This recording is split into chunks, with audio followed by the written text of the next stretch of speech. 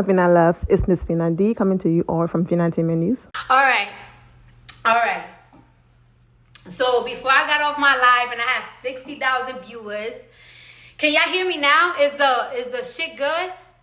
Can y'all hear me? Alright. So I'm gonna talk my shit. Alright.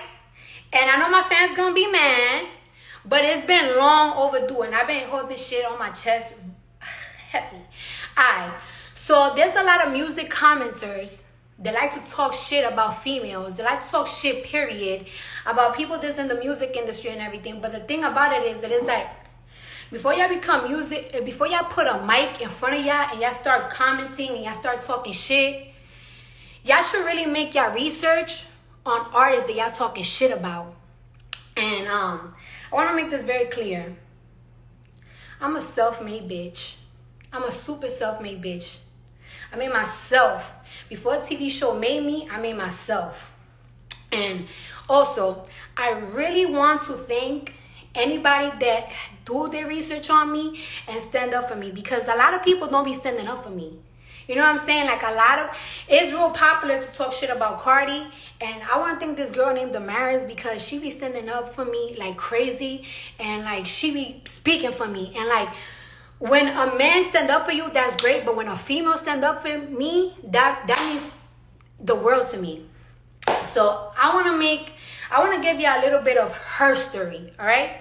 I want to rewind it, because I feel like my success impact y'all so fast that I don't think that y'all was with me in the 2014s, 2015s and everything. And let me tell you how Cardi B got started, right? Before I was on Love and Hip Hop, I had 2 million followers, right? 2 million followers. Mind you, my page got deleted about 3 or 4 times, because, you know, I used to pop heavy out of my mouth. I used to talk crazy out of my mouth. I started doing videos because I broke up with a guy that really broke my heart. I was going through it. I had like this anger towards men because, you know, I was a stripper. I was going through some shit and I was just fed up. So I used to go on my social media and I used to talk shit. And out of nowhere, people just started following me. I built the following. I had all y'all male rappers. I had all the male rappers following me. I had all the influencers, the female influencers following me. Bitches started calling themselves hoes and all that. I even had Kardashians following me, bitch. I had Kardashians following me. Chris Rock used to hit me up talking about he want to make a movie about my life and everything. So boom. Then I got on Love and Hip Hop. And who got me on Love and Hip Hop was my old manager. And my old manager, he wasn't no industry nigga. He ain't no industry nigga. He wasn't in the music industry, none of that shit. He used to manage DJ Self. He was a regular nigga from Queens. I told him I want to get on Love and Hip Hop. It was hard for me to get on Love and Hip Hop. But, you know, we made a storyline with DJ Self and boom, we got in there. Before Love and Hip Hop premiere, I was working on music. My manager at the time, he said that like, yo, every single time you get in the car, you remix things really fast. You should consider doing music. I really was not with it at first because it's like I was like a little shy. And then he took me to a studio. He put me a beat. He's like, write to this shit. I wrote to it. I made Stripper Hoe. And I need all my money makers, bring that cash out. I bring all my money in there, bring that cash out. He's like, we got to shoot a video right now for it. I'm like, all right, whatever. Before Love and Hip Hop premiere, I want to get emotional. My manager at the time told me, you need to quit stripping before this show airs out.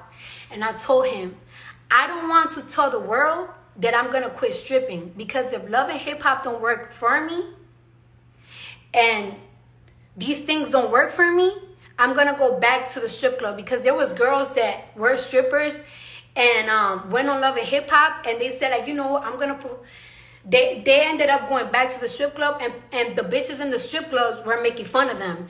I didn't want it to be that.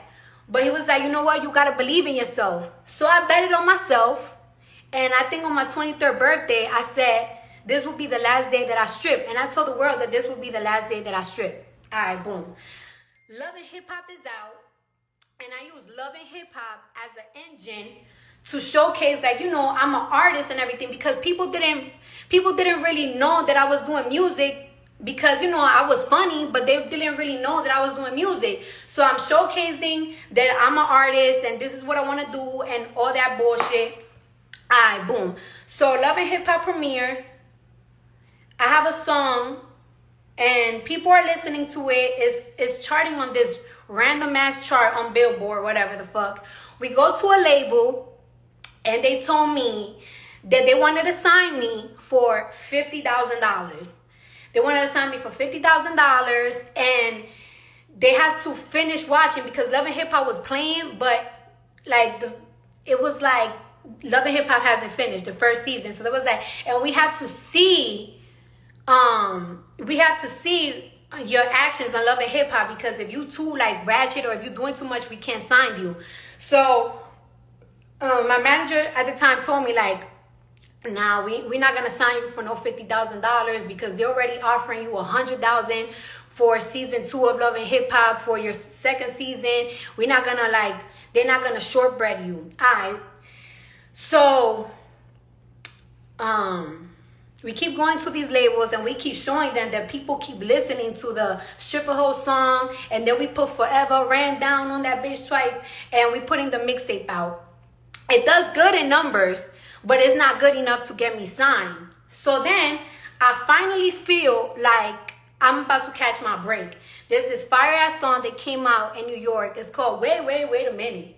Wait a minute. They hit me up that they wanted me to be on the remix with Remy Ma and 50 Cent. And let me tell y'all something. This is why I fuck with Remy, because I don't really know Remy like that. And when that song came out, I definitely didn't know her at all. I haven't seen her, and I keep hearing that she wanted me to be on that remix with her and everything, and I was like, oh my god, this is gonna be my big break. Everybody gonna hear my voice finally.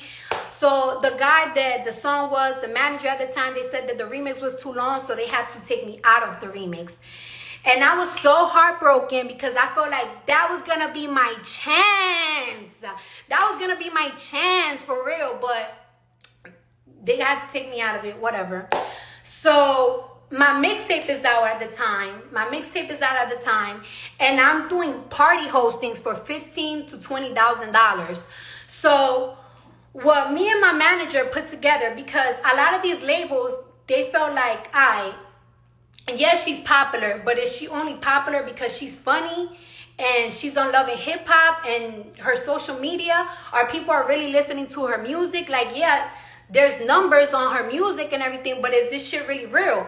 So for us to show them that it's really real, the parties these promoters that was booking me to do parties, we tell them, hey, listen, instead of y'all booking us to host y'all parties, why don't y'all book performance venue so I could have mini concerts, so I could promote my show. And we call it the Underestimated Tour. So the money that they were paying me, instead of hosting, we took it to do a tour so we could record it and film it. People listening to my music and rapping my songs. So we had a couple of openers. We had Cashflow Harlem, we had Swift on Demand, we have Josh X, and we had Her Celebrity opening up for me. With the $15,000 and $20,000 that I was getting paid to do these shows, that money I was paying for them to get hotel rooms, to get transportation, to get everything. But I wanted this tour to look super legit. So we went to Washington, we went to Connecticut, we went to Philly, we went to San Francisco, we went to LA. We was going everywhere, and I was performing my whole mixtape. And there was so many people coming out. It was like 900 people. Some places had 500 people. Some places had 2,000 people coming out. And we put that all together. And let me tell you something. When we put that all together, a couple of months ago, they wanted to sign me for $50,000, right?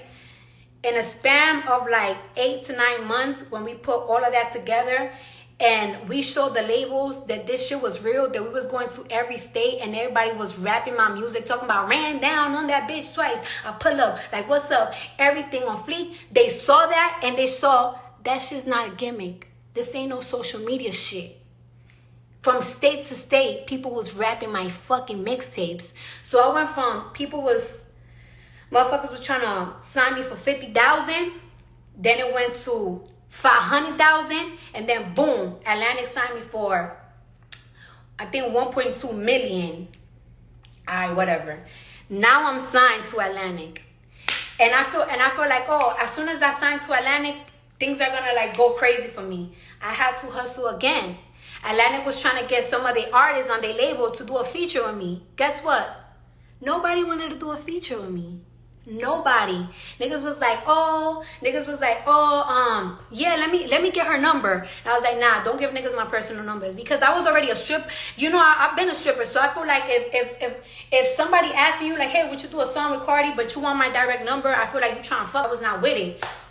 I met my husband. I talked to him. I showed him my music and everything. He loved it, and he was the first person in the industry to do a feature with me. My husband, he believed in me from the beginning.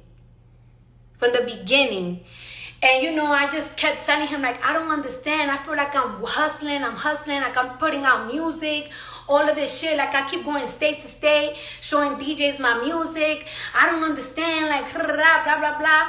Months later, I did Bodak Yellow, and Bodak Yellow just changed my life. Bodak Yellow just changed my life. It just changed my life. But it didn't happen overnight. It didn't happen because I was on Love and Hip Hop. It didn't happen as soon as I got signed to a label. I worked for this. My ass, this ain't no gimmick, nigga. This is fucking Cardi B. And I ain't nobody. I ain't gave nobody in this industry no fuck, no producer, no DJ, no A&R, no CEO, no nothing. This is the big brain work, nigga. Big hat work, putting work on my mama, mother. Say no bullshit. Know how many doors was closed on my face? You're funny. Hey, listen. Yeah, we want you on your comedy. We want you on our comedy skit. We want you on the comedy skit. No, I want to be an artist. Listen to my shit. How about you listen to my shit? Know how many people I went and said that to? Know how many no's I got? I grinded for that shit, even for this fashion shit. Invested all my little money on this fashion shit because I love clothes. It was hard back then to get a front row, even at the blonde show for me. Me and my publicist, we couldn't even get in some shows. We were trying to sneak in, like, oh, if they see us, if they see my clothes, you know, they're gonna wanna know. It's easier now for females, and I'm not even mad at it. But in 2017, 2016, 15, it wasn't like that.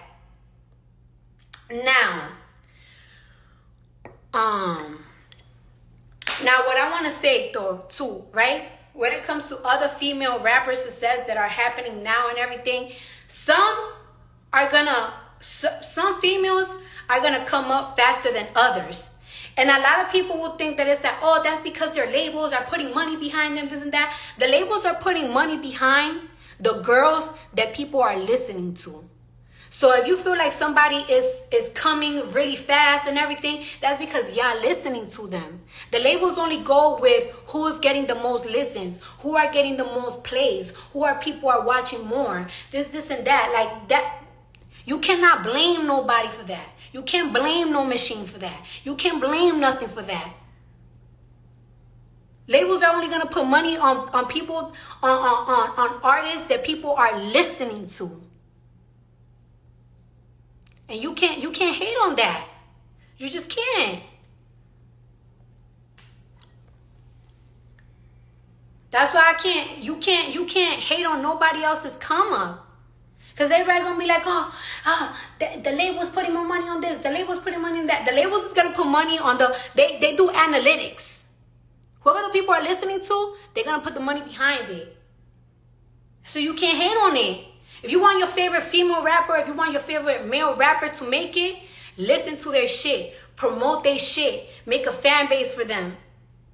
Once the label starts seeing that they have a hard following, they're going to follow up. Can't hate on the game. That's the game. The labels could sign your cousin. A label could sign your cousin. If nobody listens to your cousin, the labels ain't gonna put nothing behind it.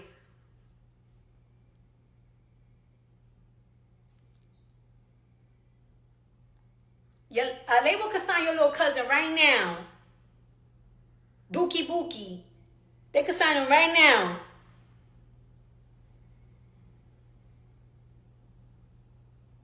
If Dookie Bookie ain't making numbers and nobody looking at their shit, labels ain't putting no money behind it. Doesn't matter if they sign or not.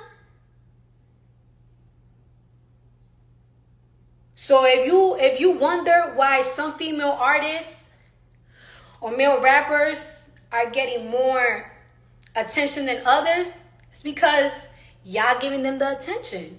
And you can't be mad at that.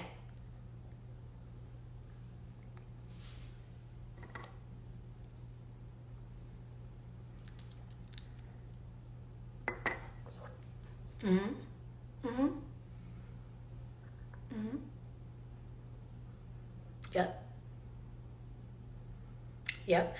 Well, I'm glad I gave you a little bit of her story. This is my story. One day I'm going to get a little bit more in depth. But I just wanted to remind y'all. You know what I'm saying? I just wanted to remind y'all.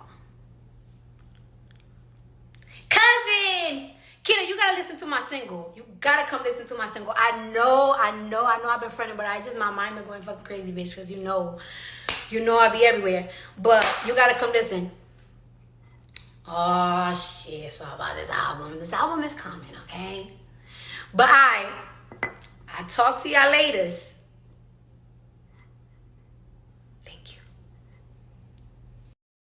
Well, I did my best to bleep out a lot of the profanity, but Cardi, I do wish you the best. There's a lot going on all over social media.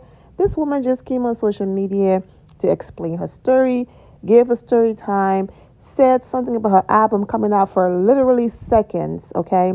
And next thing you know, there's a lot going on. But I do wish Cardi B absolutely nothing but the best. I'm wishing all of you well and take care. My loves, thank you all for your love and support. If you're not subscribed to the channel, go ahead and subscribe to the channel. Go ahead and leave this video a thumbs up. Also turn on notifications so when I do post, you're aware that I posted. And I will see you all in the comment section. Remember to always have the God bless attitude, which is being positive at all times and seeing the good in every situation. Have a great day, guys. God bless.